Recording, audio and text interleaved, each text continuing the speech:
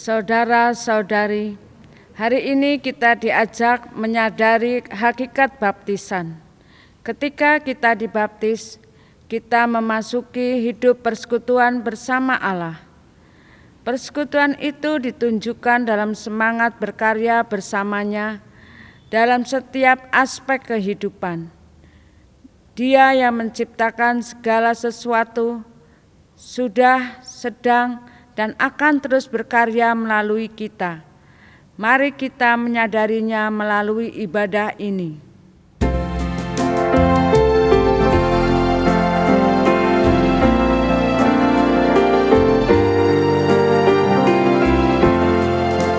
Allah hadir bagi kita dan hendak memberi berkat, melimpahkan kuasa Roh-Nya bagai hujan yang lebat. Dengan Roh Kudus ya Tuhan, umat-Mu berkatilah, baharui hati kami, oh curahkan kurnia.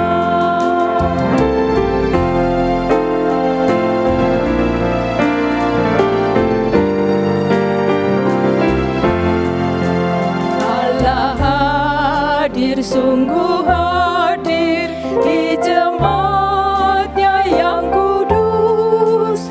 Biar kasih kurnia-Nya menyegarkan kita terus. Dengan Roh Kudus ya Tuhan, umat-Mu berkatilah, baharui hati kami, oh curahkan kurnia.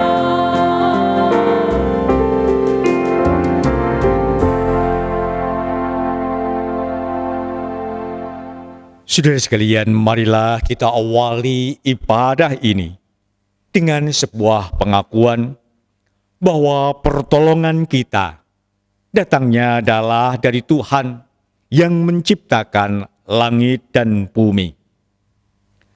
Kasih karunia dan damai sejahtera dari Allah Bapa dan dari Tuhan Yesus Kristus menyertai saudara sekalian.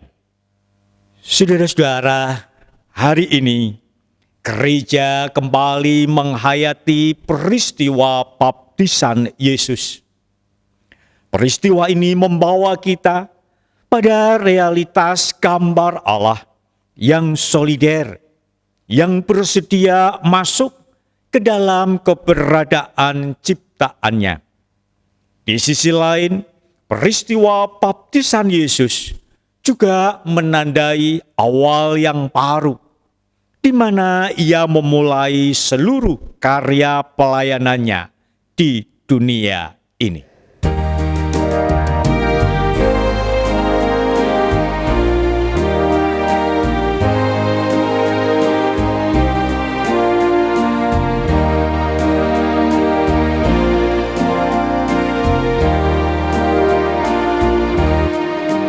Semua yang tercipta, hai alam semesta, agungkan nama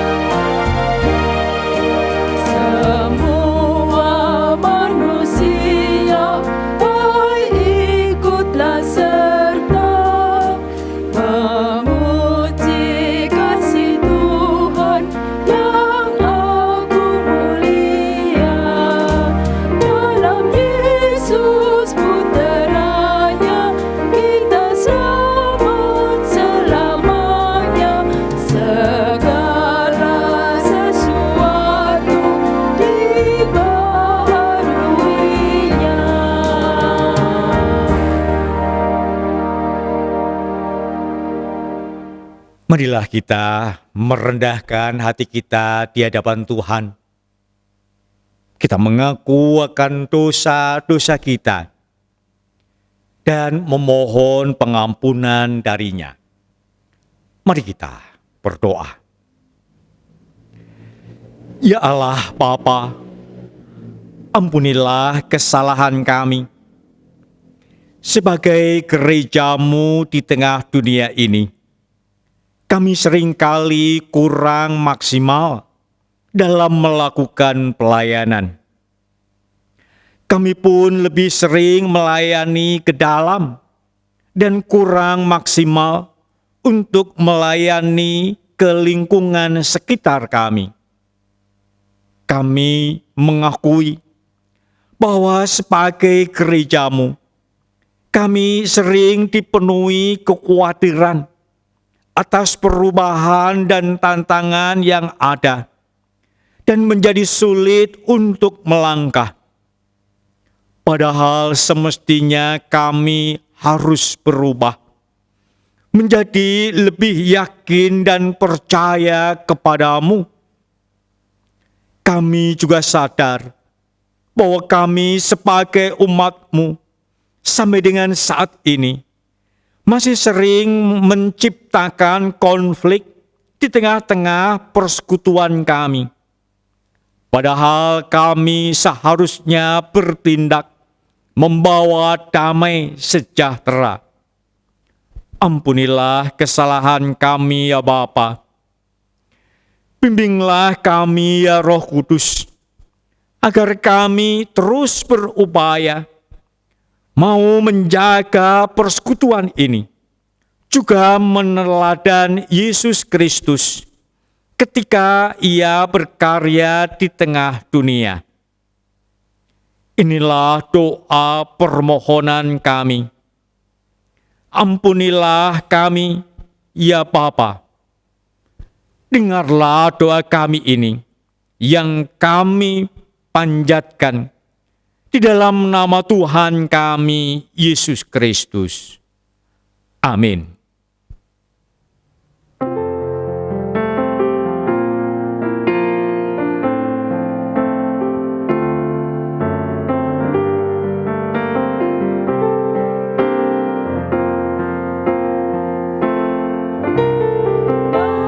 Mampirlah dengar doaku, Yesus penebus.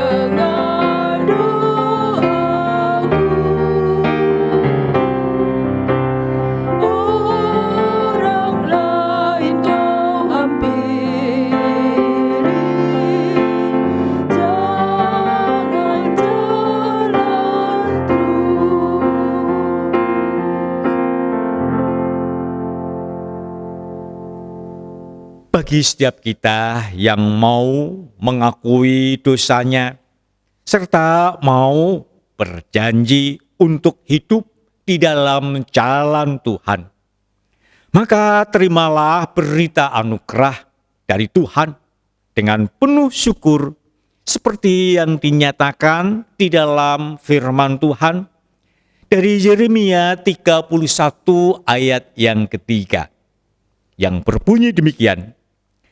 Dari jauh Tuhan menampakkan diri kepadanya. Aku mengasihi engkau dengan kasih yang kekal. Sebab itu aku melanjutkan kasih setiaku kepadamu. Demikianlah berita anugerah dari Tuhan.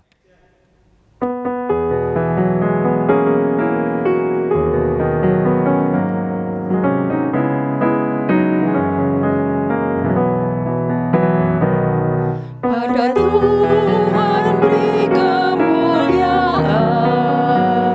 pada Tuhan saja kekuatan. Mari sujud kepada Tuhan, berhiaskan kekudusan. Pada Tuhan beri kemuliaan, pada Tuhan saja kekuatan. Mari sujud kepada Tuhan, berhiaskan kekudusan.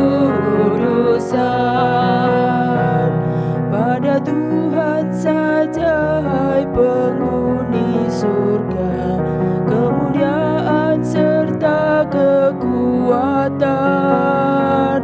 Berikanlah pada Tuhan kemuliaannya, sembah Dia dalam kekudusan. Pada Tuhan beri kemuliaan, pada Tuhan saja kekuatan. Mari sujud kepada Tuhan, berhiaskan kekudusan. Suara Tuhan di atas air yang besar, Allah yang mulia mengguntur. Suara Tuhan penuh dengan kekuatan, suara Tuhan semarak penuh. Pada Tuhan beri kemuliaan, pada Tuhan saja kekuatan. Mari sujud kepada Tuhan, berhiaskan kekudusan. Tuhan bertata di atas air bah, sebagai Raja selamanya. Tuhan kiranya memberikan kekuatan dan berkat, sejahteralah seluruh umatnya. Pada Tuhan beri kemuliaan, pada Tuhan saja kekuatan. Mari sujud kepada Tuhan, berhiaskan kekudusan.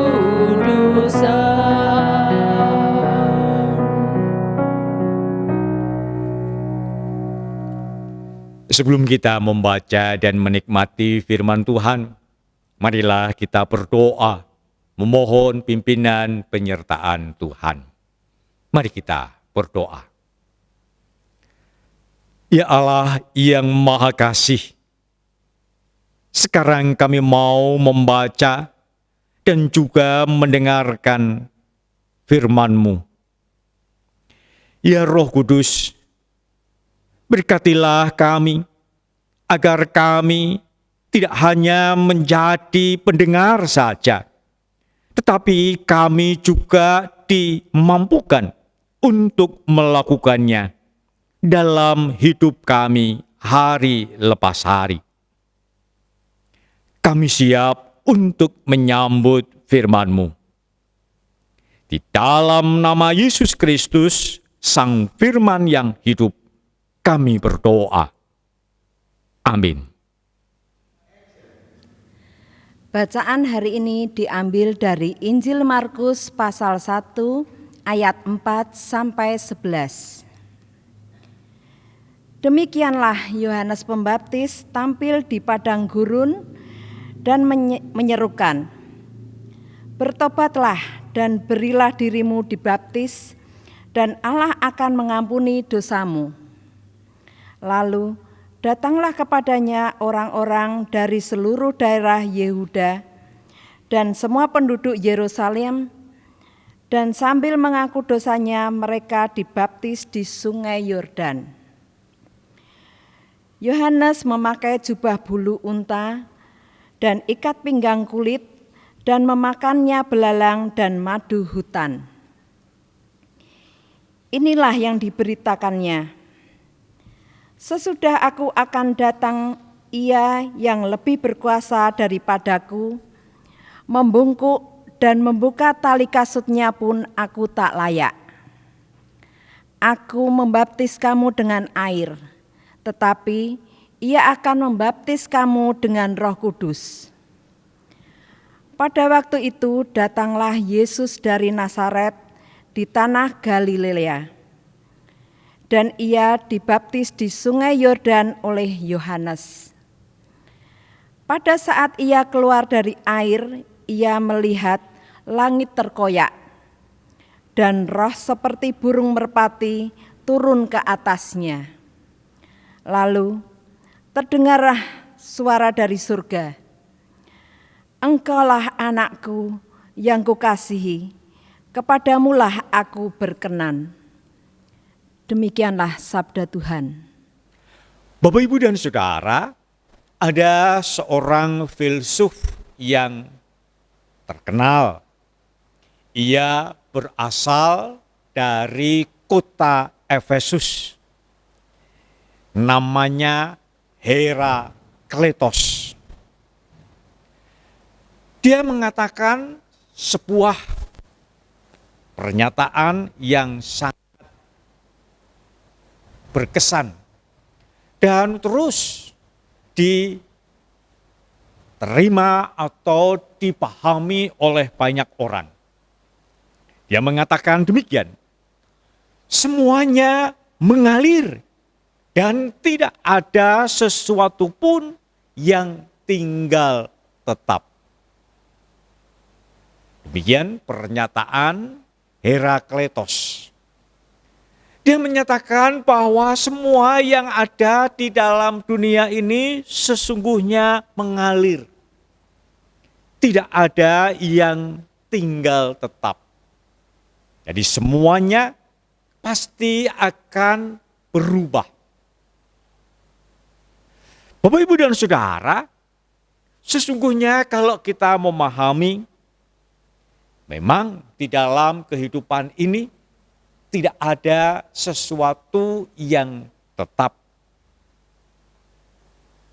Seseorang tidak pernah turun ke dalam sebuah sungai untuk 2 kali. Apa maksudnya pernyataan ini adalah seseorang itu tidak mungkin dia 2 kali turun ke dalam sebuah sungai yang sama. Sekalipun mungkin lokasi geografis sungai itu tetap. Tetapi ketika seseorang turun ke dalam sebuah sungai untuk yang pertama kali, maka air yang ada di dalam sungai itu ketika ia turun untuk yang kedua kali, pasti sudah berbeda. Air yang ada di sungai itu, ketika ia turun yang pertama, tidak sama dengan air ketika ia turun ke sungai itu untuk yang kedua kalinya. Jadi sesuatu yang ada di dalam kehidupan ini sesungguhnya pasti berubah. Mungkin kita bisa berkata sesuatu yang sama. Tetapi ucapan kita yang sama, kata kita yang sama, itu juga pasti berbeda dalam waktu. Entah terpaut sekian detik atau bahkan sepersekian detik.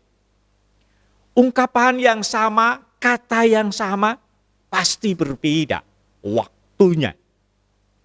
Tidak ada waktu yang sama di dalam kehidupan ini.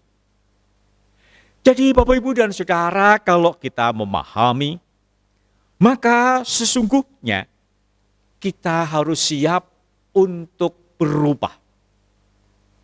Gereja kita pun disebut sebagai gereja reformasi. Sesungguhnya dengan penyebutan gereja reformasi, kita harus sadar bahwa kita siap untuk selalu berubah, untuk selalu diperbaharui. Kita harus setiap saat mengalir dan membuat kehidupan ini juga menjadi baru. Bapak, Ibu, dan Saudara, di dalam bacaan kita tadi dikisahkan tentang Yohanes Pembaptis yang ketika ia bekerja, ia menyerukan tentang pertobatan. Ia menyerukan tentang metanoia. Apa yang diserukan oleh Yohanes Pembaptis adalah sebuah kebiasaan atau sebuah budaya yang baru. Ketika orang bertobat, biasa lakukan itu dengan cara penghapusan dosa, memberi persembahan di tempat-tempat ibadah atau di bait Allah. Tetapi Yohanes hadir dengan menyerukan pertobatan dengan cara dibaptis. Tandanya adalah baptisan. Apa yang diserukan oleh Yohanes Pembaptis dan apa yang dilakukan oleh Yohanes Pembaptis ini sesungguhnya adalah sebuah hal yang baru. Juga kalau kita memahami apa yang dilakukan oleh Yohanes Pembaptis, dikatakan di dalam bacaan kita, ia hadir dari padang gurun. Dan ketika ia bekerja di sungai Yordan. Apa yang terjadi dengan dua tempat? Yang satu adalah padang gurun dan yang satu adalah sungai Yordan. Padang gurun dimengerti sebagai sebuah tempat yang gersang. Kehidupan akan menghadapi banyak tantangan. Padang gurun dimengerti sebagai tempat yang penuh bahaya. Karena begitu liar tempat itu. Padang gurun juga dimengerti sebagai tempat yang mengancam. Banyak bahaya, banyak musuh-musuh, dan juga kematian ada di tempat itu. Yohanes berasal dari tempat yang seperti itu. Tetapi ia menuju ke sungai Yordan. Sungai yang airnya tidak pernah kering. Sungai Yordan ini menggambarkan sebagai tempat yang menyegarkan. Di tepi sungai Yordan banyak tumbuh tanaman-tanaman yang besar. Sungai juga menggambarkan sebagai tempat yang selalu mengalir. Airnya senantiasa baru. Sungai Yordan inilah yang mengisi Danau Galilea. Sebuah tempat yang menjadi sumber air tawar di daerah padang pasir. Air Sungai Yordan ini yang senantiasa mengisi Danau Galilea yang menghidupi banyak orang sampai dengan saat ini. Sungai menggambarkan bahwa air itu memberi kehidupan. Bapak, Ibu, dan Saudara, kita juga melihat di dalam bacaan kita apa yang dilakukan oleh Yohanes. Dikatakan ia membaptis orang dengan air. Ia melakukan tanda pertobatan itu, tandanya dengan air. Tetapi ia mengatakan bahwa akan datang yang lebih berkuasa daripadaku. Membuka tali kasutnya pun aku tidak layak. Dia yang akan datang akan membaptis dengan Roh Kudus. Ada perbedaan. Yohanes membaptis dengan air. Yesus dikatakan membaptis dengan Roh Kudus, yang adalah roh yang punya kuasa, yang hidup. Ada perbedaan yang sangat mendasar pada dua kenyataan ini. Yohanes hanya membaptis dengan air, sedangkan Yesus akan membaptis dengan Roh Kudus. Yohanes melakukan tindakan baptisan itu sebagai tanda pertobatan untuk penghapusan dosa. Yohanes tidak mampu untuk menghapus dosa, tetapi Yesus yang akan datang dikatakan ia datang dengan menghapus dosa. Ia melenyapkan dosa. Melalui pengorbanannya, Yesus menghapus dosa manusia.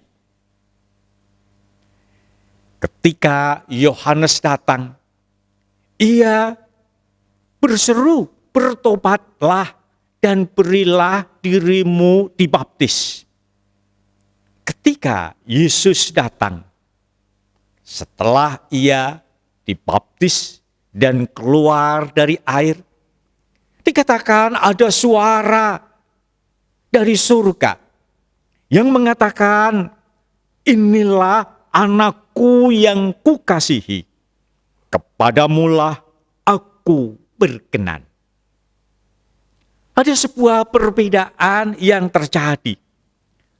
Ada perubahan yang terjadi pada diri Yohanes di satu sisi, dan kemudian mengarah kepada Tuhan Yesus.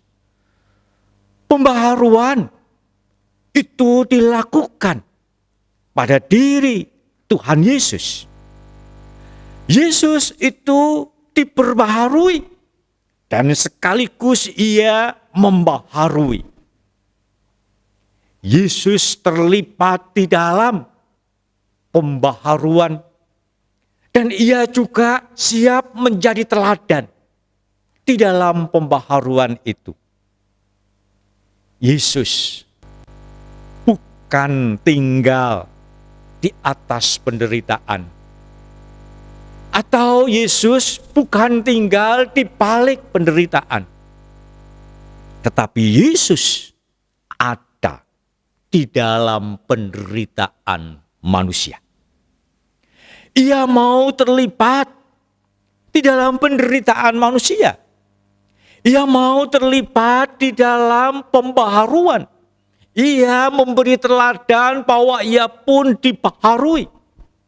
Sekaligus Yesus mau membaharui manusia dengan mengorbankan diri, mengalami penderitaan, supaya manusia yang berdosa mendapatkan pengampunan dosa. Bapak, Ibu, dan Saudara yang dikasihi oleh Tuhan, saya yakin kita semua sudah mengalami baptisan. Saya tidak tahu baptisan yang Bapak Ibu Saudara alami masih diingat, masih dirasakan, atau sudah dilupakan, lupa kapan itu dilakukan. Di dalam kebiasaan yang saya sering amati, ketika seseorang baptis, ada yang hanya sekedar tradisi. Oh, orang tua saya dibaptis, saya juga harus dibaptis.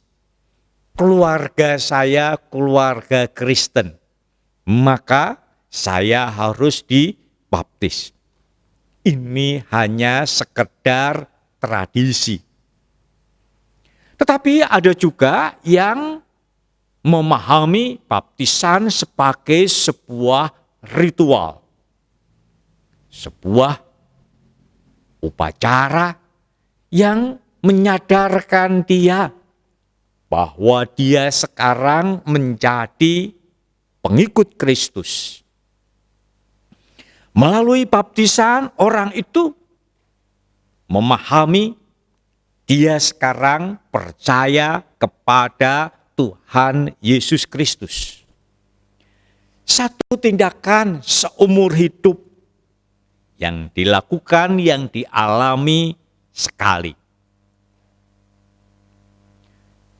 Ada juga orang yang dibaptis, khususnya di gereja tertentu, bukan sebagai tradisi, apalagi ritual, tetapi dipahami sebagai tanda menjadi anggota. Di gereja tertentu, kalau mau menjadi anggota gereja, syaratnya baptis. Baptis ulang. Bapak, Ibu, dan Saudara, apakah yang harusnya kita pahami ketika kita mengalami baptisan itu? Kita harus mengertinya seperti yang diserukan oleh Yohanes. Baptisan sebagai tanda bahwa kita bertobat. Kita mau metanoia, berubah. Kita mau diperbaharui di dalam kehidupan kita. Sungguh sebuah baptisan tidak akan punya makna seandainya apa yang ditandakan dengan baptisan itu tidak diwujudkan di dalam kehidupan nyata hari demi hari. Baptisan akan menjadi tradisi, ritual yang sia-sia ketika orang itu dibaptis, tetapi pola hidupnya masih tetap sama. Ketika ia belum dibaptis dan ketika ia sudah dibaptis. Jadi sesungguhnya baptisan itu punya makna. Ketika seseorang mau terus-menerus diperbaharui hidupnya menjadi seperti Tuhan Yesus. Rasul Paulus ketika ia menuliskan suratnya untuk jemaat di Kolose, dia menyatakan dengan tegas, kamu adalah manusia baru yang harus terus-menerus diperbaharui untuk memperoleh pengetahuan yang benar menurut gambar haliknya. Seperti yang dinyatakan di dalam Kolose 3 ayat 10. Bapak, Ibu, dan Saudara, sebagai manusia baru yang sudah menerima Kristus di dalam kehidupan ini dan ditandai dengan baptisan, kita perlu untuk terus-menerus diperbaharui supaya kita sungguh-sungguh memperoleh pengetahuan yang benar sesuai dengan kehendak Allah kita. Bapak, Ibu, dan Saudara, sekarang kita di tengah-tengah pandemi ini juga diperhadapkan dengan sebuah kenyataan kenormalan baru atau new normal. Pandemi ini sudah merubah banyak hal di dalam kehidupan kita. Perilaku kita baru. Cara kehidupan kita baru. Ibadah kita pun mau tidak mau baru. Bapak, Ibu, dan Saudara, melalui kenyataan ini sesungguhnya kita sekarang diingatkan ketika virus corona yang melanda dunia mengubah kita. Sesungguhnya saat ini kita diajak untuk kita juga mau setiap saat terus-menerus dibaharui. Bukan soal perilaku kehidupan kita karena virus. Tetapi kita harus yakin bahwa Yesus yang datang ke dunia ini, Dia memberi teladan kepada kita. Ia siap untuk dibaharui dan ia juga membaharui kehidupan manusia. Biarlah kita memahami apa yang dilakukan oleh Yesus ini dengan kita mau untuk setiap saat dibaharui. Setiap saat kita mau mengarah kepada Allah kita. Sehingga kita bisa menjadi gambar Allah yang sesuai dengan kehendaknya. Bersamaan dengan kita siap untuk dibaharui. Maka sesungguhnya kita sebagai umat Allah, kita sebagai jemaatnya, kita juga harus mau membaharui orang lain. Mari kita mengajak saudara-saudara kita yang masih ragu-ragu untuk menerima Kristus. Mereka yang masih ragu-ragu untuk menerima baptisan. Untuk terbuka. Menerima Kristus dibaharui oleh anak Allah yang datang ke dunia ini untuk menghapus dosa manusia. Mari kita ajak mereka yang sementara ini belum mau menerima Kristus. Biarlah sekarang kita ajak mereka, perbaharui mereka untuk mau menerima Kristus di dalam kehidupannya. Sehingga dunia ini sungguh-sungguh menjadi baru. Karena Kristus yang membaharui kita, dan kita juga mau membawa pembaharuan untuk orang-orang lain. Mari saudara, siapkan hati kita untuk terus-menerus dibaharui. Dan marilah kita juga mau mengambil bagian dalam pembaharuan dunia ini. Tuhan menghendaki kita untuk mewujudkan yang demikian. Amin.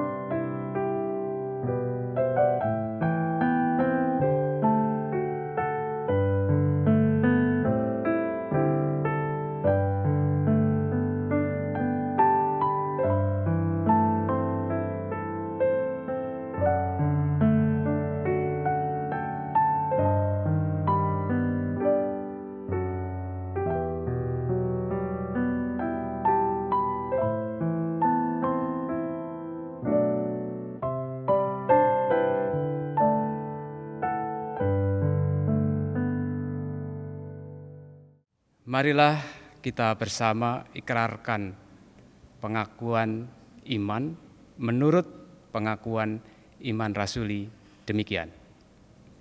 Aku percaya kepada Allah, Bapa yang Maha Kuasa, Khalik langit dan bumi, dan kepada Yesus Kristus, Anaknya yang tunggal Tuhan kita, yang dikandung daripada Roh Kudus, lahir dari anak darah Maria, yang menderita sengsara di bawah pemerintahan Pontius Pilatus, disalibkan, mati, dan dikuburkan. Turun ke dalam kerajaan maut, pada hari yang ketiga, bangkit pula dari antara orang mati. Naik ke surga, duduk di sebelah kanan Allah Bapa yang Maha Kuasa. Dan dari sana ia akan datang untuk menghakimi orang yang hidup dan yang mati. Aku percaya kepada Roh Kudus, gereja yang kudus dan am, persekutuan orang kudus, pengampunan dosa, kebangkitan orang mati, dan hidup yang kekal. Amin. Dipersilakan duduk kembali. Bapak, Ibu, dan Saudara, mari kita naikkan syafaat-syafaat kita di dalam doa. Mari kita berdoa. Tuhan Bapa di surga, kami bersyukur kepadamu untuk firman-Mu yang boleh meyakinkan kami, untuk kami terus-menerus dibaharui dan juga membaharui. Dan biarlah setiap kami boleh sungguh-sungguh mewujudkan akan gambar-Mu.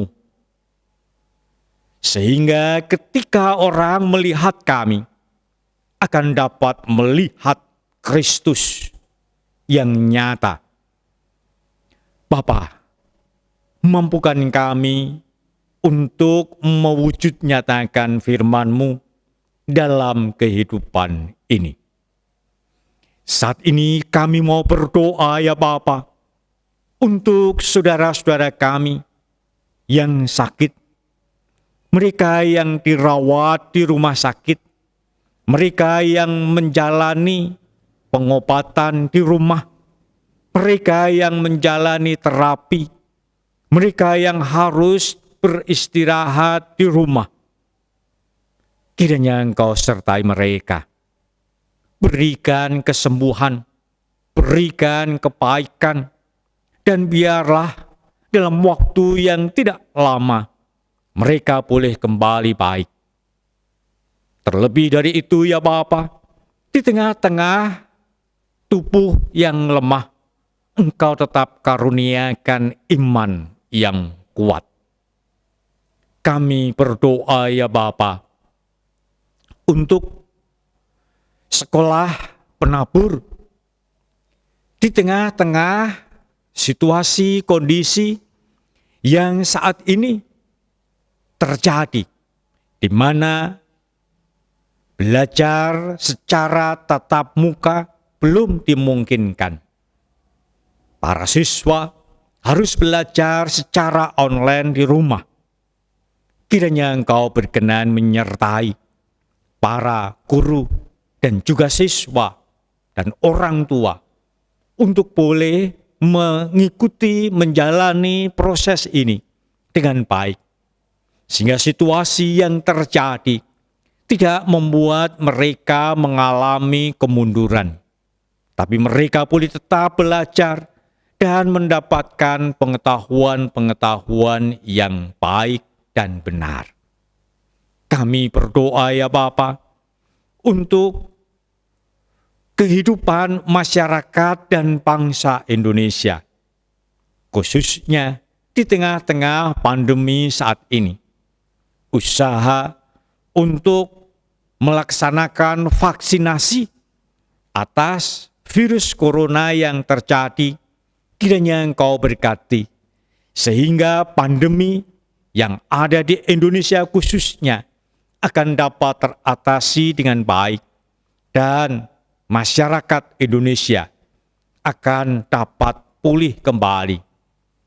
Bapa, kami mau serahkan syafaat kami ini hanya ke dalam tangan kasih-Mu. Di dalam nama Yesus, kami pohonkan doa kami ini. Amin. Umat Tuhan, marilah kita memberi persembahan. Sebelumnya, dengarkanlah nasihat Rasul Paulus yang tertera dalam Roma 12 ayat 1 yang berbunyi, "Karena itu saudara-saudara, demi kemurahan Allah, aku menasihatkan kamu, supaya kamu mempersembahkan tubuhmu sebagai persembahan yang hidup, yang kudus, dan yang berkenan kepada Allah. Itu adalah ibadahmu yang sejati." Jemaat yang ingin mempersembahkan, dipersilakan untuk mentransfer di rekening GKI Kebumen dengan nomor rekening yang tercantum di warta jemaat. Marilah kita memberikan persembahan dengan menyanyikan lagu dari KJ 289 bait 1 sampai dengan 3. Tuhan pencipta semesta.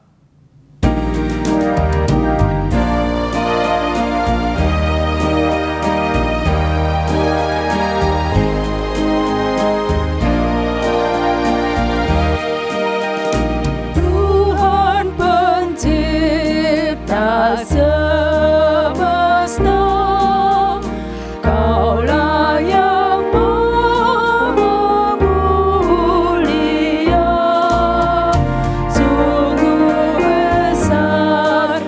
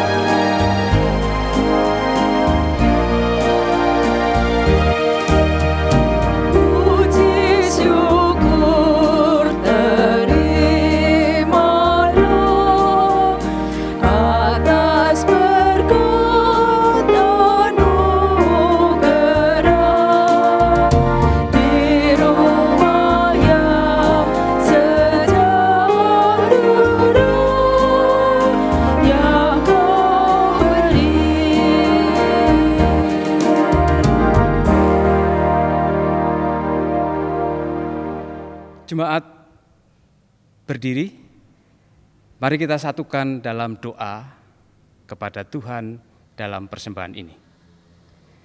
Bapa yang di surga, sumber segala baik dalam kehidupan kami, terimalah persembahan ini sebagai tanda pengakuan kami bahwa Engkaulah yang memiliki tubuh, jiwa, dan roh serta harta yang ada pada kami.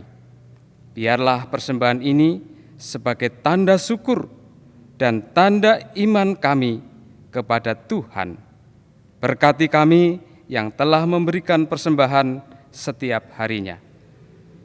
Di tengah krisis pandemi COVID ini, kami mau belajar untuk tidak memikirkan diri sendiri dengan mengingat akan orang lain yang ada di sekitar kami. Ya Bapa, kami terus menantikan berkat-Mu mengalir dengan cara yang bisa kami pahami. Berkati kami juga untuk terus menjadi berkat dan berbagi berkat. Dalam Kristus Yesus, sumber berkat, kami berdoa. Amin.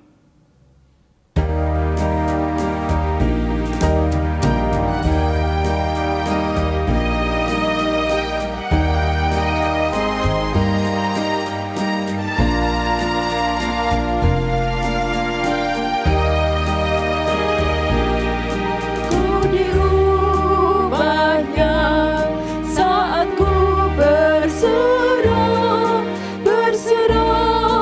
kepada Yesus. Ku diubahnya hingga jadi baru dan menjadi miliknya. Kegemaran dapat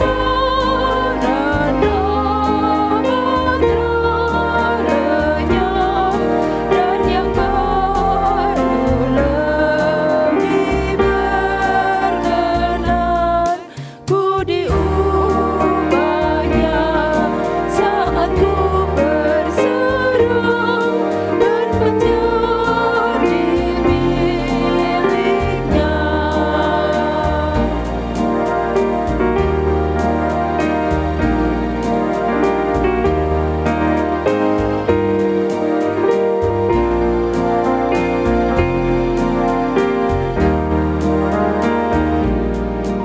Ku diubahnya saat ku berserah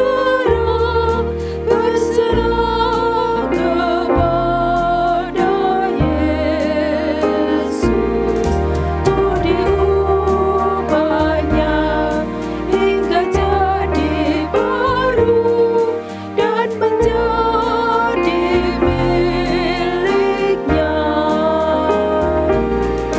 Kegemaran dapat renyah dan yang baru lebih berkenan. Ku diubahnya saat ku berserah dan menjadi miliknya.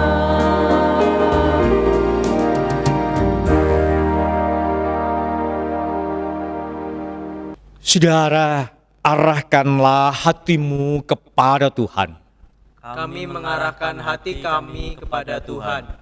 Jadilah saksi Kristus. Kami siap menjadi saksi Kristus. Terpujilah Allah Bapa, Anak, dan Roh Kudus.